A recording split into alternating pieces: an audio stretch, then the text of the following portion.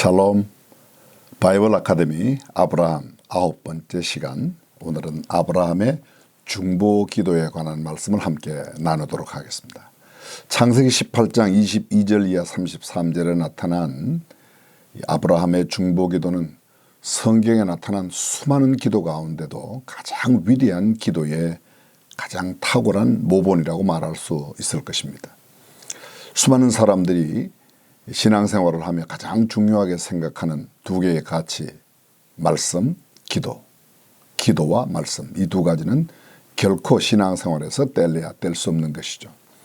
그런데 그 어떤 기도의 샘플을 성경에서 찾느냐 하는 것도 우리의 기도 생활과 매우 중요한 관계가 있다고 생각할 수 있습니다. 그런 면에서 오늘 아브라함이 창세기 18장에서 우리에게 보여주고 있는 이 중보기도의 아름다운 모습, 우리가 함께 생각해 보는 것도 큰 의미가 있다고 하겠습니다. 소돔과 고모라의 죄악이 하늘에까지 다 하나님께서 그 성을 심판하시겠다고 하실 때 그 하나님 앞에 가로막아 서서 하나님 한 번만 용서해 달라고 하는 기도를 드리는 이 아브라함의 중보 기도, 이미도 말씀드렸지만 성경 속에 가장 중요한 기도의 모본 가운데 하나입니다. 민족을 가슴에 안고 기도했던 모세의 기도가 있습니다. 아론을 중심으로 한 이스라엘 백성들이 금송아지를 만들었을 때 산에서 기도하고 내려온 이 모세가 그 백성들의 모습을 보며 심히 안타까운 마음을 갖고 하나님 앞에 다시 가서 이야기합니다. 우리 백성이 큰 죄를 지었습니다. 하나님, 그러나 합의하시면 하나님께서 이들을 용서해 달라고, 이제 그들의 죄를 사하여 달라고, 그렇지 않사오면 주의 기록한 책에서 내 이름을 지워버려 달라고 할 만큼 자기의 생명을 걸고 기도하는 이런 중보기도의 모습을 볼 수 있습니다. 왕의 조세의 의인이 찍힌 것을 알고도 예루살렘을 향하여 하루에 3번씩 창문을 열어놓고 기도했던 다니엘의 기도, 그는 정말 죽음을 불사하고 하나님 앞에 기도했던 아름다운 기도의 모습이죠. 유다의 멸망을 경고받고 눈물로 호소했던 예레미야의, 애국 선지 예레미야의 기도의 모습도 성경에서 찾을 수가 있습니다. 더 이상 살지 못할 것이라는 하나님의 경고의 메시지를 이사야를 통해서 들었던 히스기야가 벽을 향하여 그의 얼굴을 돌리고 모든 식음을 전폐한 채 하나님 앞에 기도했을 때 하나님께서 그의 기도를 들으시고 15년 동안 생명을 연장시키시는 놀라운 기적도 베푸셨습니다. 뿐만 아니라 동일한 히스기야 왕 시대에 산헤립의 군사 18만 5천 명이 침공해 왔지만 그가 방할 능력이 없을 때 하나님 앞에 나아가 기도함으로 그들의 생명이 하룻밤에 한 사람의 생명처럼 모두가 다 시신이 되는 놀라운 기적의 역사가 성경의 기도로 말미암았다고 이야기하고 있습니다. 우리가 잘 알고 있는 유다의 여호사밧 왕, 그가 모압과 암몬 몇 마온 사람들이 연합하여 침공했을 때 하나님, 우리가 대적할 능력이 없습니다. 어찌해야 할 바도 모르겠습니다. 그리고 기도할 때 하나님께서 찬양대를 앞세워 기도하면서 나아갔던 그 여호사밧에게 큰 승리를 주셨던 이른바 여호사밧의 기도도 성경에 있습니다. 이런 기도만 있는 것이 아니죠. 범죄한 다윗이 하나님 앞에 침상이 뜨기까지 자복함으로 회개하고 주여 내게 구원의 즐거움을, 구원의 기쁨을 앗아가지 마시옵소서, 내게 허락하신 하나님의 영을 거두지 말라고 하는 그런 기도를 드림으로 그런 위중한 경지에서도 하나님 앞에 새롭게 고침받는 다윗의 모습도 있습니다. 바울은 에베소 교회를 위해서, 골로새 교회를 위해서 간절히 기도하죠. 또 뿐만 아니라 바울이 자기의 친척들, 그 형제들을 위해서는 정말 내가 자신이 저주를 받아 하나님에게서 끊어진다 할지라도 그들을 간곡히 그들의 영혼 구원을 위해서 기도했던 모습이 성경 속에 있습니다. 던지는 돌무더기 속에 마지막 생명을 헐떡이면서도 아버지여, 저들이 알지 못하고 저런 죄를 짓고 있다고 저들을 용서해 달라고, 그리고 마지막 주님처럼 그의 영혼을 아버지께 부탁하며 기독교 최초의 순교자가 된 스데반의 기도, 그는 죽음의 현장에서도 기도를 잃지 않았습니다. 무엇보다 우리의 신앙의 대상 되시는 우리 주님 예수님은 요한복음 17장에서 제자들을 위한 그런 기도를 드리시고, 특별히 겟세마네 동상에서 땀방울이, 피가 함께 쏟아져 나오는 그런 가운데도 나의 원대로 마옵시고 아버지의 원대로 되기를 원하는 그러한 기도를 드렸던 모습이 있습니다. 이러한 기도의 이야기 성경을 꽉 메우고 있습니다. 이런 면에서 볼 때 성경책은 기도의 책이라고 할 만큼 중요한 그런 기도의 교본서입니다. 오늘 성경 본문에 나오는 이 아브라함의 기도 역시 마찬가지입니다. 우리는 알고 있습니다. 들에 있는 5개의 그 나라가 모두 범죄하여 하나님의 진노를 면할 수 없었을 때 아브라함이 하나님께 나아가 하나님 그 성 가운데 의인 50명이 있으면 그 성을 멸망하시겠습니까? 하나님은 그렇지 않겠다고 하십니다. 5명이 빠지면 어떻게 하겠습니까? 이렇게 해서 40명, 30명, 20명, 10명까지 내려오게 되죠. 많은 학자들이 그렇게 이야기합니다. 왜 10명 이하는 이야기하지 않았을까? 그게 5개의 도성이 있는데 율법으로 말하면 적어도 합법적인 정의는 2사람씩 한 나라에 2명씩 세워도 10명은 된다는 겁니다. 또 어떤 사람은 아마 간절하니 아브라함의 마음을 담아서 그렇게 했다. 또 어떤 사람은 이렇게 말합니다. 벌써 자기의 조카 롯의 가족만 해도 롯의 부부 그다음에 2아들 부부 모두 합하면 2딸의 그 부부까지 합한다면 벌써 6명이 되어 아마 최소한의 인원인 10명을 제한하지 않았을까 그렇습니다. 어찌되었든 이 아브라함의 기도야말로 얼마나 중요한 기도인지 모르겠습니다. 거대한 선박이 거친 바다에서 산더미 같은 폭풍과 파도에도 안식에 항구까지 항해할 수 있는 것은 든든한 엔진과 그 엔진을 움직일 수 있는 연료입니다. 신앙을 갖고 살아가는 이 땅의 사람들 역시 거친 세상, 험악한 세상, 악하고 엄란한 세대를 살아가는 우리들 이 세상에서 이길 수 있는 비결이 무엇일까? 그건 든든한 엔진, 기도하는 엔진 그리고 그 기도를 계속하는 연료야말로 우리를 하나님의 나라까지 인도하는 놀라운 역사를 만들어낼 줄로 믿습니다. 기도가 무엇일까요? 우리가 흔히 말하기를 하나님과의 대화라고 말합니다. 대화는 서로가 함께 주고받는 것이죠. 일방적으로 내 소원만 이야기하고 내가 원하는 것만 쏟아내는 것이 기도가 아니라는 것이죠. 아브라함 역시 하나님께 계속해서 대화합니다. 하나님 50명이 있다면 5명이 모자라면 40명이면 이렇게 해서 10명까지 이야기하고 있습니다. 우리가 잘 알고 있는 스펄전은 이런 말을 했습니다. 가장 연약한 성도의 기도에도 사단은 벌벌 떤다고 이야기했습니다. 그렇습니다. 사단이 가장 무서워하는 것은 어떤 그 무엇보다도 기도라는 것입니다. 조지 뮬러는 5만 번 기도에 응답을 받았다고 이야기하는데 그는 이렇게 말합니다. 기도란 전능하신 하나님의 능력을 잡는 손이라고. 하나님의 능력을 붙잡는 손. 그렇습니다. 우리의 손이 연약할지라도 능력 있는 하나님의 손을 잡을 때 우리는 모든 것이 주님 안에서 가능하게 되는데 그 하나님의 능력의 손을 잡는 것이 기도라고 이야기했습니다. 그렇습니다. 기도는 하나님의 뜻을 성취하는 도구요. 기도는 진실한 성도의 증표요. 기도는 하나님의 역사를 이 땅에 기적으로 나타내는 통로요. 도구라고 말할 수 있을 겁니다. 크게 나눌 수 있습니다. 문제를 만나 살아가는 이 사람들이 이 땅에서 이 문제를 만났을 때 취하는 태도, 한 사람은 기도하는 사람이요 또 한 부류의 사람은 자신의 인내와 지혜와 능력으로 이겨내려고 하는 사람이죠. 진정한 신앙인이라면 기도하는 사람이 되어야 할 줄로 믿습니다. 왜 사람들이 기도하지 않습니까? 그렇죠. 기도를 모른다. 아마 그렇게 했을 겁니다. 기도를 몰라서. 기도의 능력을 모르고 기도가 얼마나 위력이 있는지 모르고 또 어떤 때는 기도를 어떻게 해야 할지 모르기 때문이라고도 말할 수 있을 겁니다. 기도의 능력을 안다면 그리고 기도가 우리에게 주는 유익을 안다면 기도가 그리스도인의 삶에 얼마나 소중한 것인 것을 안다면 기도하지 않을 수가 없겠죠. 그렇습니다. 우리 바이블 아카데미에 참여하는 우리 교회 모든 성도들이 정말 기도로 능력 있는 삶, 승리하는 삶을 살아가기를 간절히 바랍니다. 기도하지 않는 사람, 다른 말로 말할 수 있습니다. 교만합니다.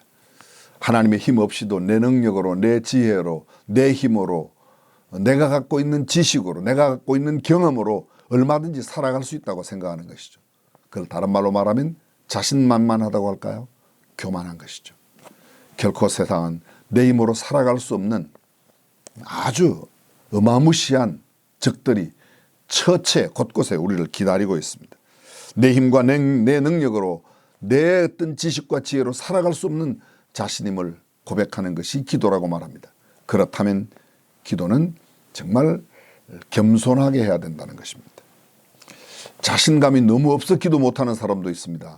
이를테면 나 같은 사람이 기도해서 되겠는가?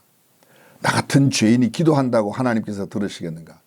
성경은 그렇게 말하죠. 어떤 죄를 지었을지라도 하나님 앞에 기도하면 하나님께서 그의 부르짖음을 들으시겠다고 말씀하셨습니다.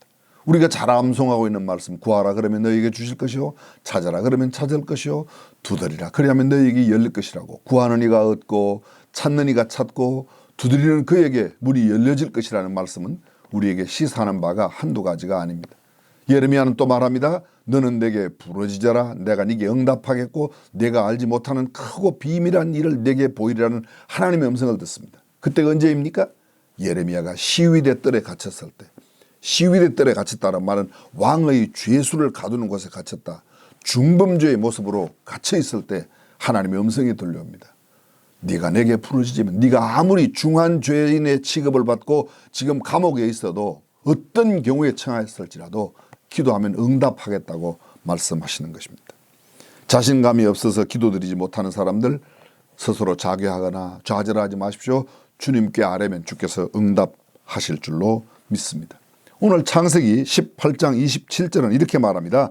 아브라함이 말씀하여 가로되 티끌과 같은 나라도 감히 주께 구하나이다. 이 한 구절 속에 보십시오. 하나님 저는 티끌과 같습니다. 아니 이 먼지만도 못합니다.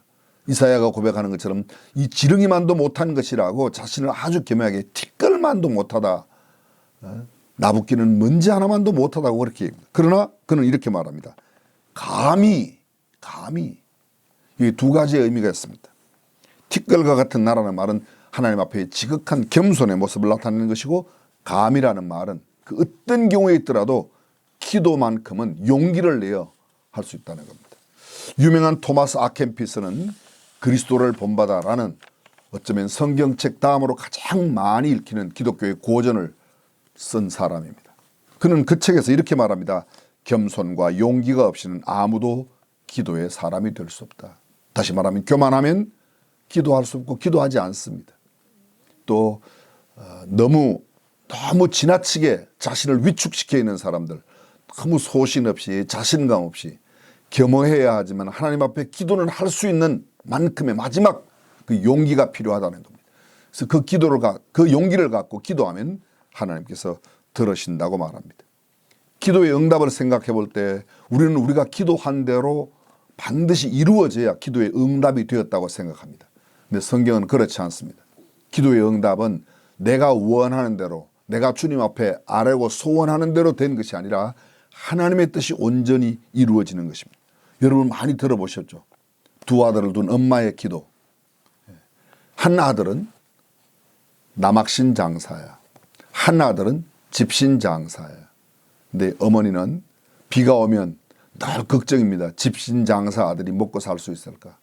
날이 맑으면 또 생각합니다. 이렇게 날이 맑아 집신만 신고 다닌다면 남학신은 언제 신는가? 남학신 만들어 파는 장사 아들을 걱정하는 겁니다. 그러나 내가 비가 오라고 한다고 해서 오는 것도 아니고 비가 오지 말라고 해서 안 오는 것도 아닙니다. 물론 하나님께서 때로 그런 기도를 들으시죠. 그러나 하나님께서 비가 필요하다고 생각할 때 비를 주시고 좋은 날씨가 필요할 때 좋은 날씨를 허락해 주시는 것이죠. 기도의 응답은 하나님의 뜻이 이루어지는 것이지 내 뜻대로 되는 게 아닙니다. 예수님의 겟세마네 기도가 무엇입니까? 하나님 아버지 할만하시거든 이 잔을 내게서 옮기시옵소서. 그러나 나의 원대로 마옵시고 아버지의 원대로 되기를 원합니다. 이것이 기도입니다. 많은 사람들이 내가 원하는 대로 되지 않았다고 나는 왜 이렇게 기도가 응답이 안 되냐? 아니에요. 내 편에서는 기도 응답이 아니라고 생각하는지 모르지만 하나님은 이미 그 기도를 귀히 받으시고 하나님의 뜻을 이루시는 줄로 믿습니다. 그렇습니다. 아마 소풍을 가기를 원하는 사람은 날씨가 좋기를 위해서 기도할 겁니다. 농사짓는 농부는 비 오기를 기도할 것입니다. 어떤 때는 비가 오기를 간절히 기도하고 어떤 때는 열매가 익을 때는 날씨가 좋기를 기도할 것입니다. 그러나 날씨가 좋아야 할 때 비가 올 수도 있고 비가 와야 할 때 날씨가 가물어서 비가 오지 않을 수도 있습니다. 그때 우리는 하나님 앞에 기도합니다. 그러면 하나님께서 그 뜻 가운데 그 모든 기도를 성취하고 이루어 주실 줄로 믿습니다. 아브라함의 기도, 오늘 성경 창세기 18장 29절 아브라함의 기도 후에 그 기도의 응답에 대해서 하나님께서 말씀하시는 모습은 우리에게 얼마나 큰 도전인지 모릅니다. 29절에 하나님께서 들의 성을 멸하실 때에 곧 롯의 거하는 성을 엎으실 때에 아브라함을 생각하사 롯을 그 엎으시는 중에서 내어 보내셨더라. 물론 롯의 아내가 소금 기둥이 되었지만 적어도 롯을 구원하는 이 구원의 드라마에 하나님께서 이런 이야기를 하고 계시는 겁니다.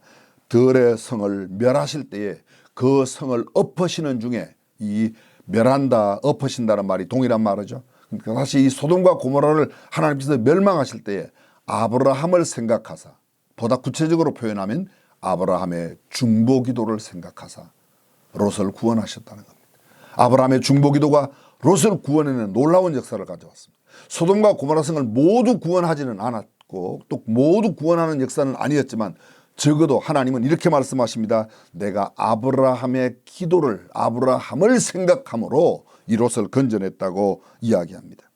종종 중보 기도 까닭에 구원받은 신앙인들의 간증을 듣는 것은 그렇게 어렵지 않습니다. 어떤 사람이 기도하는 어머니가 하늘나라 가신 뒤에 주님 앞에 돌아와 내가 어머니의 기도로 구원받았다는 이야기, 내가 어떤 누구의 기도로, 유명한 조지 뮬러는 그의 친구를 위해서, 친구 2명을 위해서 60년 동안 기도했다고 합니다.